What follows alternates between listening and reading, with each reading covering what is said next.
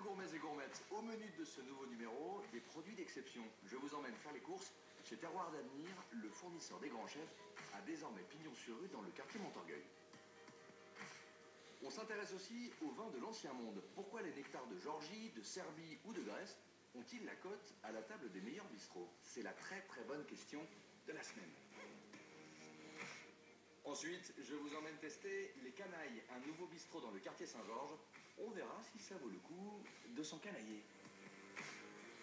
Pour finir, Mina, notre street foodista, part en filature à Saint-Germain à la recherche d'un bon panini. On va voir si elle l'a trouvé. Accrochez vos estomacs, c'est parti. Cette semaine, pour remplir mon panier, je vous ai dégoté un petit commerce qui agite bien plus que le quartier. Je fais mes courses au métro Sentier, quelque part rue Réaumur, et je bifurque rue du Nil. C'est dans cette petite rue que se sont installés Alexandre Drouard et Samuel Naon. Alexandre et Samuel, ce sont deux chineurs de saveurs qui fournissaient jusqu'à maintenant les meilleurs chefs de Paris en produits d'exception. Depuis quelques semaines, ils ont pignon sur rue pour les gourmets comme vous et moi. Il y a des légumes, des poissons, de la viande. Ce trio de commerce de bouche s'appelle Terroir d'Avenir, mais c'est tellement nouveau qu'il n'y a pas encore de panneau.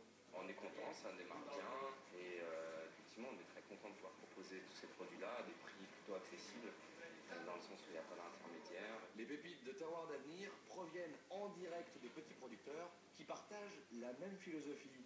Petites exploitations, respect des saisons, zéro traitement chimique, revalorisation des races et des variétés anciennes. Dans la boucherie, on trouve plusieurs espèces oubliées de volailles fermières, du canard mis sauvage, du cochon noir de Bigorre ou encore de la viande de bœuf limousine maturée pendant plusieurs semaines dans son armoire ouverte au regard des clients. Juste à côté, il y a la poissonnerie avec une sélection drastique d'écailles en arrivage direct de l'Île-Dieu ou de Saint-Jean-de-Luz, que des poissons sauvages 100% pêche durable, issus de petits bateaux et à prix franchement raisonnable. Ce soir, j'ai un petit dîner pour 4 personnes et j'ai bien envie de me laisser aller à un turbo, une grosse bestiole d'environ 2 kg en provenance de Vendée, que le poissonnier part, écaille, nettoie. 52,06 € pour ce poisson de luxe, on peut dire que les prix sont à marée basse. J'embarque le ticket pour payer en face, et en face, justement, c'est chez le primeur. Je vais cueillir quelques idées pour escorter mon poisson.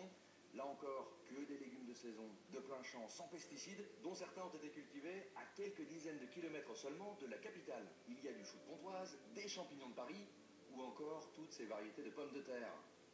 Je vais me tourner vers une drôle de patate, enflée de partout. Elle s'appelle la corne de Gâte, et c'est une vieille cousine de la rate. J'ai bien envie aussi de me frotter à cette curieuse racine toute noire, le navet de Pardeillan, une vieille variété allongée. Il me faut aussi un bon beurre de baratte. Et là, je suis gâté. Au rayon cannerie, il y a un modèle du genre en direct d'une ferme normande. Ah, j'oubliais aussi quelques citrons de Sicile. Passage à la caisse, un turbo, quelques légumes, du beurre et des citrons, total 61,83 € pour un dîner qui promet de belles sensations. Enfin ça dépend aussi du cuisinier. Retour à la maison avec mes provisions, à moi de jouer, j'ai bien envie de me faire ce